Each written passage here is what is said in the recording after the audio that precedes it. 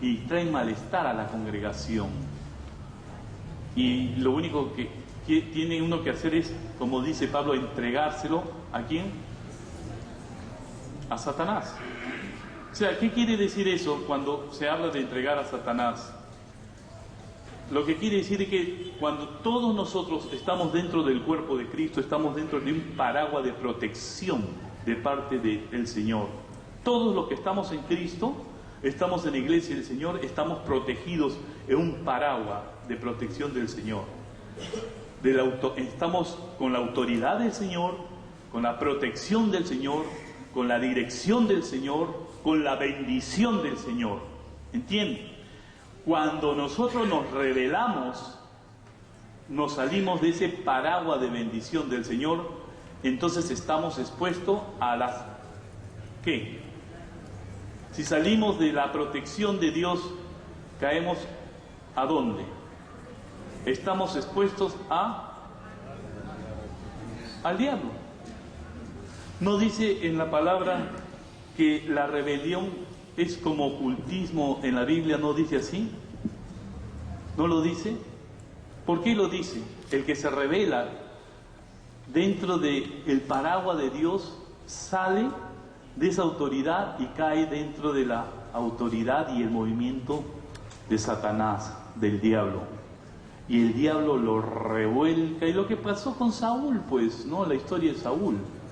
Saúl se fue a consultar a los brujos, salió del paraguas de autoridad de Dios, de esa protección de Dios. Nosotros estamos dentro de la protección de Dios. Cuando nos rebelamos deliberadamente, entonces estamos saliéndonos de ese paraguas y estamos expuestos al mundo, a la carne, al diablo. Y sobre todo el diablo es el que mueve las cosas, ¿no? Entonces, la iglesia es un organismo vivo, pero que tiene un orden establecido por Dios. Y aquí está hablando así, como dice así, así que como la iglesia está sujeta a Cristo, así también las casadas lo estén a sus maridos en todo. Maridos, amad a vuestras mujeres, así como Cristo amó a la iglesia. ¿Y qué dice? Y se entregó a sí mismo por ella.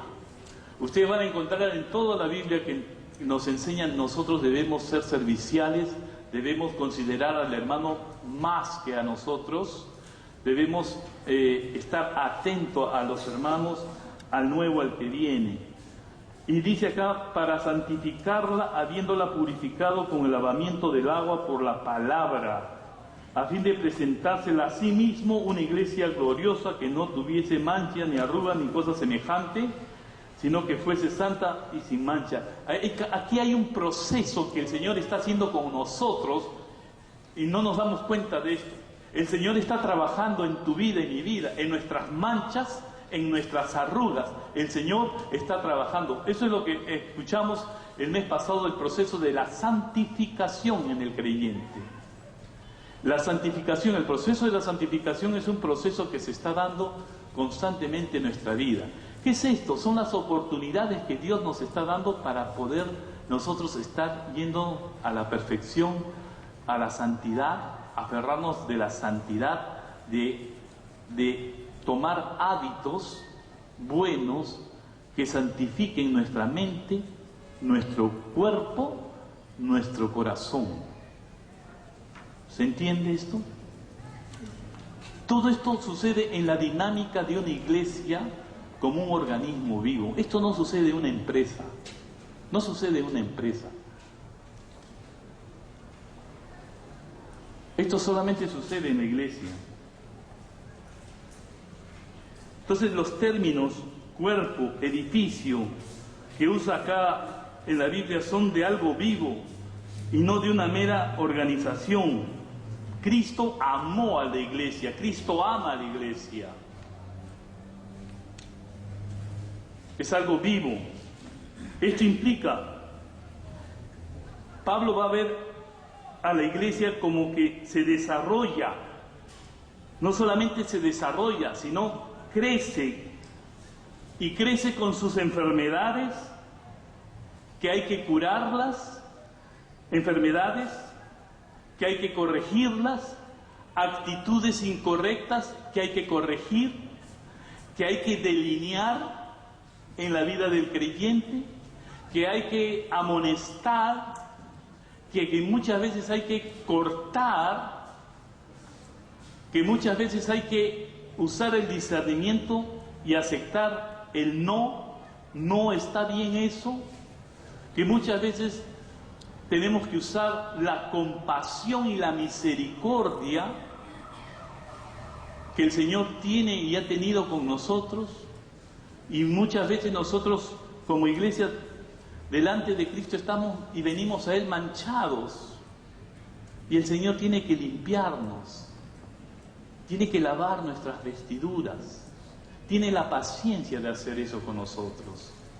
Mi hermana, mi hermano, tenemos que aprender a vernos así como institución, pero como un organismo vivo. ¿Se entiende esto? ¿Hasta ahora están entendiendo lo que estamos exponiendo aquí?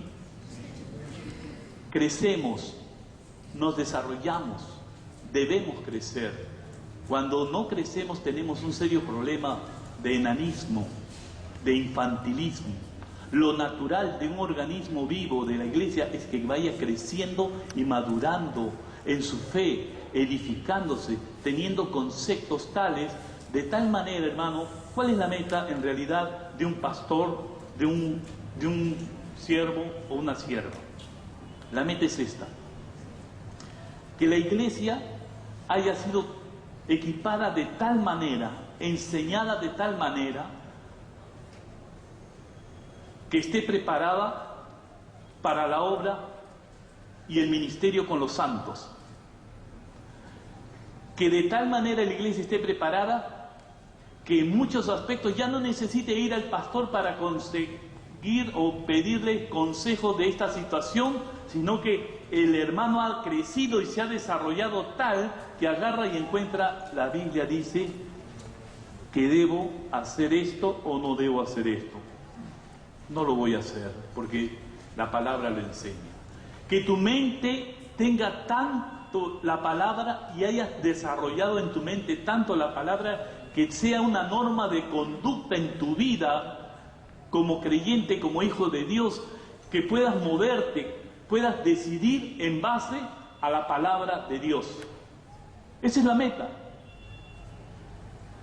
Pero si creemos y queremos que la iglesia esté constantemente dependiendo del pastor o de los pastores, y que estén consultando cada cosa al pastor, y que consejería por acá, consejería por allá, de tal manera que estemos como Moisés todo el día atendiendo a la congregación, es el gran fracaso del pastor. Al menos esa es mi opinión. El éxito pastoral consiste cuando la iglesia empieza a madurar y empieza a tomar decisiones acertadas con su familia, con sus hijos, con su relación en pareja, con su relación laboral, con sus relaciones éticas, cuando los jóvenes aprenden a hacer pactos personales y dicen no, cuando son presionados por el mundo. Esa es nuestra labor. Que la iglesia se desarrolle y crezca. Pretender que la iglesia dependa de un hombre no está en las Escrituras de ninguna manera. Nuestra labor principal es enseñar la palabra, la oración. Son dos funciones principales que la Biblia enseña que tienen los pastores. La primera, dedicarnos a la oración y a la palabra. Segundo, equipar a los santos para la obra del ministerio. ¿Qué quiere decir eso? Equipar a los santos para que los santos puedan extender la obra por la comunidad, por donde vayan. No hacen eso, ya saben lo que pasó en Hechos 8, ¿no? Se desató la gran persecución y no quisieron ir, y tuvieron que el Señor desatar una persecución que, arrastrando de los pelos, jalando a la gente, tuvieron que salir corriendo a hacer la tarea que el Señor les había encomendado. Y yo vengo, hermanos, de una iglesia donde nos multiplicamos a 10 iglesias en un distrito de más de 1,5 millones de habitantes. Y a muchos preciosos líderes teníamos que decirle: gracias, estás listo a abrir esta obra que está en tal lugar, porque ya estás equipado. ¿Que no se equivocaba? Por supuesto que se equivocaba, metía la pata, había que darle su chicotada porque metía la pata y hacía cosas que no debía. Pero ¿quién no aprende con errores? ¿Quién no se equivoca? ¿No? ¿Quién no se equivoca? ¿Quién no se equivoca? Uno aprende así, pero uno tiene que hacer la labor de supervisor, supervisar a estos consiervos, digo yo, porque acá tengo estudiantes del seminario que nos hemos reunido hace poco. Yo los considero ellos futuros pastores, pero en realidad son mis consiervos en el Señor, porque Dios en su manera, Él ve el pasado, presente y futuro, Él ya los ve como servidores, consiervos dedicados al ministerio, y en cierta forma son mis consiervos. Eso no es para que inflarlos, hermanos, porque ya yo les he dicho, ustedes son soldados rasos, aquí ustedes no opinan, ustedes aquí simplemente hacen lo que se les dice, porque aquí son como soldaditos, porque son estudiantes del seminario y a ellos se les exige más, pero son mis consiervos. Y así igual sucedió conmigo. Yo cuestionaba a mi pastor titular, yo pensaba que tenía las ideas más maravillosas, que lo podía hacer mejor que mi pastor, siendo estudiante y siendo pastor asistente, hasta que me tocó ser un pastor encargado de una iglesia. Cuánto hemos llorado por la obra del Señor, cuánto dolor y cuánto sufrimiento. Como dice Pablo, cuántos dolores de parto se tiene cuando uno ama la obra, y a veces por amor a la obra es amado menos, dice Pablo, ¿no? Y a veces la iglesia no es y se porta como uno cree. La obra muchas veces no es tan gratificante como uno piensa. El que gratifica es el Señor, no la iglesia. Pero la idea es que todos podamos crecer para la obra del ministerio. Eso es lo que dice la Biblia. Y eso solamente lo hace, no un ejército, eso lo hace la iglesia. La iglesia está como un organismo vivo para extenderse en la comunidad y, como dice, trastornar esta comunidad con el Evangelio de Jesucristo. Acá hay gente que dice: yo no me atrevo a hablarle a otros, soy tímido. Vas a aprender a hacerlo. El Señor te va a dar palabra.